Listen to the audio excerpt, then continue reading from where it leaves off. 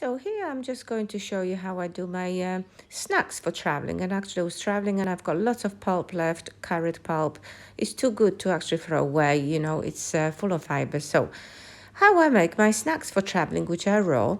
So I mix it back with juice back in a bowl again, half a cup of flax seeds, blend it before so it absorbs much more juice again. And pop it back in the bowl, put a bit more juice. Again, we need nice consistency, like a spread bowl. You will see. I put my date paste, which you've got another video on that. I've got sweet tooth, I love it. So I put lots of cinnamon as well. And I put sesame seeds. I like sesame seeds. So my dehydrator, I spread it out all around. I make it nice, squares. You don't have to really.